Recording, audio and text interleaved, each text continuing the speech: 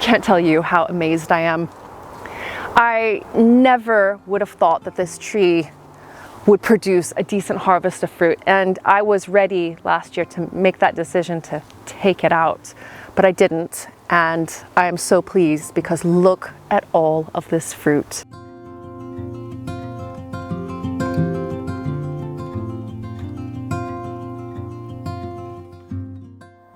We bought this house in April of 2021, and I was so excited to have a mature plum tree to harvest fruit from. And so that spring, I watched as the blossoms started developing into small fruit. And then I noticed something very strange. The fruit, instead of maturing and developing as they should do, they started elongating. They stayed green. And then this kind of blush started forming, this white powder all over the fruit. And it turned out that this tree was infected with a fungal disease called plum pockets. Now, plum pocket is rife through the hedgerows, and it mainly affects wild plums like blackthorn, sloes, and damsons. And if it does get into a Victoria plum tree, it is really difficult to control it and eradicate it as a home grower. And so what I have been doing, the only thing that I could do to try to get a harvest from this tree was to manually pick off all the affected fruit every year. So hundreds of deformed fruit every single year. After years of doing that, it seems that all of the hard work has paid off. And so I've got all of these plums here, some within reach, some not within reach, and they are just starting to ripen right now. But now I'm dealing with another issue, birds.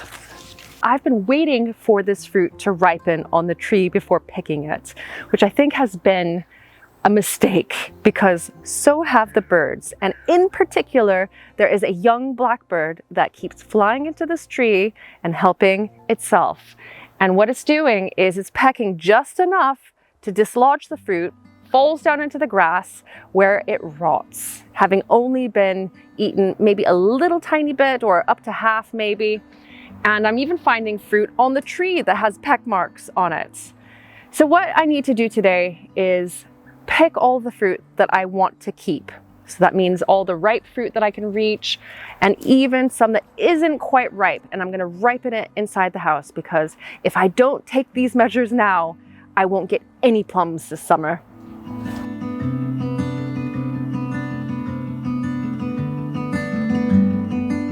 This has been one of the warmest and driest summers we've ever had. But thanks to regular watering and mulching, the garden is bursting with healthy green leaves, ripe fruit, vegetables, and colorful flowers. Flowers are definitely the theme this year, and I don't think that I've ever had a year that I've grown more. There's a cutting flower bed planted with snapdragons, amimages, larkspur, and more. I say cutting flower bed quite lightly because I've struggled to want to cut any of the flowers with so many pollinators loving them. Beside that bed is the cottage flower garden bed that I showed you how to plant earlier this year. Now this bed has really changed. Back in February, I cleared it out. I planted some pansies along the edge, and then I sprinkled a wildflower seed mix inside. In February, we were still planning on selling our house, so I wanted an inexpensive planting here that we might be able to enjoy if things fell through, but that the new owners would enjoy as well. Well, we are enjoying it, and it has worked a treat. So many colors in here, so many different types of flowers. I have a video showing exactly how I created this bed. I think it cost $27 or the equivalent. And it's something that I really recommend if you have a bare patch and not a whole lot of money to fill it with. Moving up the garden, vegetables and flowers continue to thrive, and it's filled with birdsong and the hum of bees. There are sweet peas and fennel, kohlrabi and Korean mint. The wildflower bank has mainly gone over for the season, but there are still seed heads and flowers alive with insect life. It brings me so much satisfaction to see countless butterflies, bees, and other pollinators finding sanctuary here. I'd like to show you what's growing in the Polycrub too, But first, I have a little project to complete. A couple of years ago, we collected all of this driftwood from our local beach, and I used it to make a trellis. Josh helped me install these pieces here that are fixed into the wall, and then I used a natural string to put all of these rungs up, and the rungs were for plants to clamber over and grow up, and then the string as well. And it was fantastic for growing sweet peas. But over time, that natural string has degraded and it has broken in several pieces. And so I took all of the rungs down. They're all down here. And I want to put them back up, but not use natural string. This time I'm going to use wire, very thin, flexible wire. And I hope that that's going to make it last a lot longer, but also still give foothold for plants to grow up.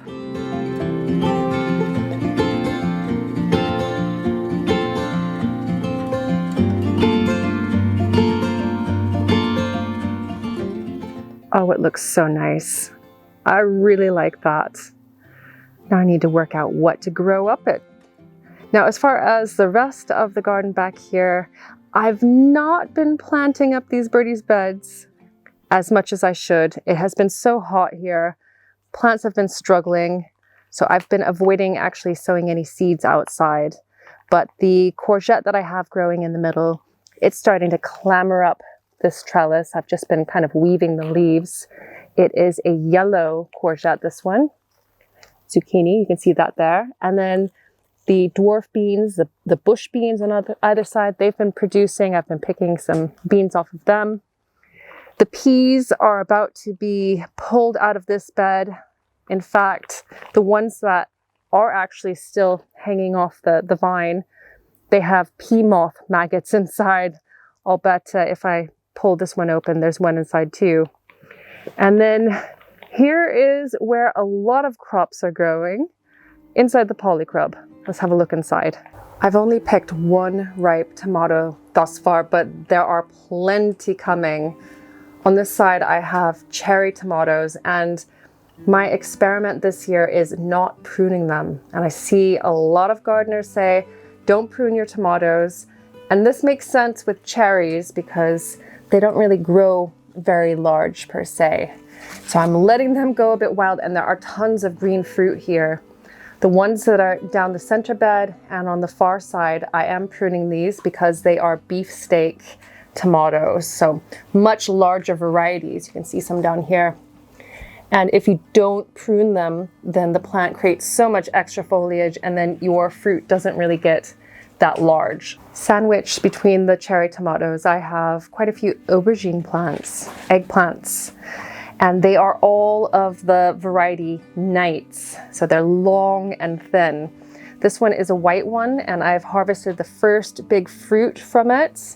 This one is also white, and I see that there's a little bitty one starting to grow just down here, so you can get an idea for the shape. They get much larger though. This one over here, I believe that one's a green variety, the same shape, and then there's a couple of violet ones. And then I do have dwarf beans growing in here too. It's nice to actually hedge your bets by growing some crops indoors because you never know what the summer's going to bring. And I picked, I think, most of the beans off, the good beans, for last night's dinner. But there's a couple there. I think I saw one over here too. Oh yes, I missed a few in here. There are tons of other crops in here though. Basil, a couple of varieties, peppers, and then on this far side, I also have another crop that I planted in here to hedge my bets. This is a courgette plant, and look at how huge it is. I originally had two, but I had to take the second one out because it was just way too much for this space. And the stem here, look at how it's growing out of the ground and then just stretching out further and further, and we've been harvesting tons and tons so far. In fact, I took a bunch off yesterday, and we still have these biggies here. This is a ridged variety, a heritage one called Romanesca Beyond the courgette, you'll see tons of other squash leaves.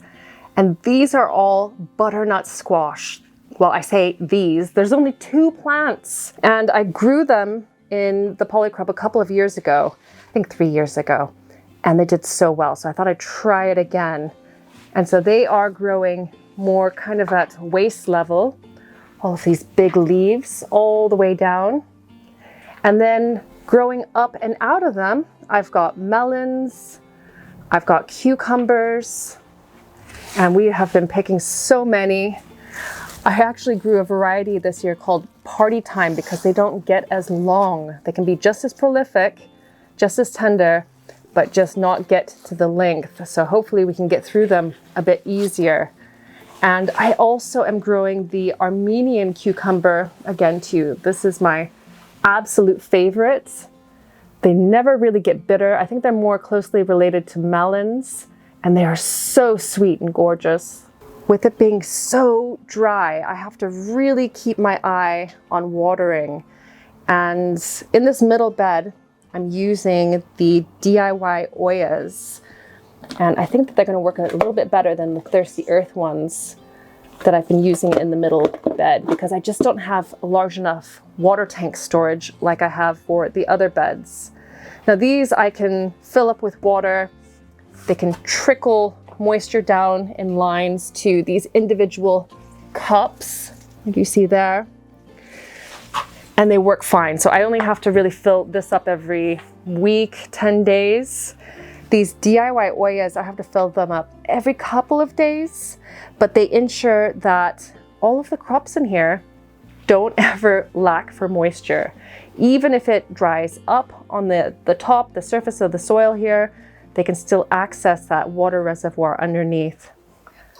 A lot of people would throw windfalls away, even ones that looked perfect, let alone ones that have been pecked by birds and have been maybe trampled on by dogs, but not me. I'm saving these. These are hard-won plums. I've been fighting for years to get a decent harvest. And so what I'm gonna do is just trim off the damaged bits like this, take the pit out, and then I'm gonna set these windfalls aside to make some lovely plum jam. And these are Victoria plums, so the pit comes out relatively easily. And all of this is still good food. And once it's jam, you will never even know that it had been pecked by birds. As far as the fruit that is in much better condition, the fruit that I got directly from the tree, some of it is ripe. And with that, I'm going to start dehydrating. So essentially making prunes. And then the unripe fruit, I'm gonna set it out, and in a few days it will be ripe and we can have it either fresh or again, can preserve it, dry it, and eat it later. Harvesting is such a big job, and one that a lot of people underestimate when having a vegetable garden. If you plant too many crops of the same type and they all ripen at once, then you've got a glut on your hands, and then you are in the kitchen making sure that they are not going to be wasted, that you'll have some to enjoy in the winter. As far as out in the garden, I am spending a lot of time watering in the Polycrub, also putting the sprinkler on when it's necessary out in the garden. The mulch does really lock moisture into the soil, so I don't have to do it as often as you would think. And then I am also thinking about crops. So leafy greens for the autumn months. I can squeeze in probably a last sowing of peas if I wanted to. And of course, thinking about early spring crops next year. So there are still things that I'm sowing and ways that I'm keeping busy in the garden other than just harvesting things. Thank you so much for joining me in the garden today. Let me know if there's anything that you've got a question about or what you think of the garden. And I will see you in the next video here on Lovely Greens, whether it's an older one that will pop up on the screen right now or the next new one, which will hopefully be out in a couple of weeks. Bye for now.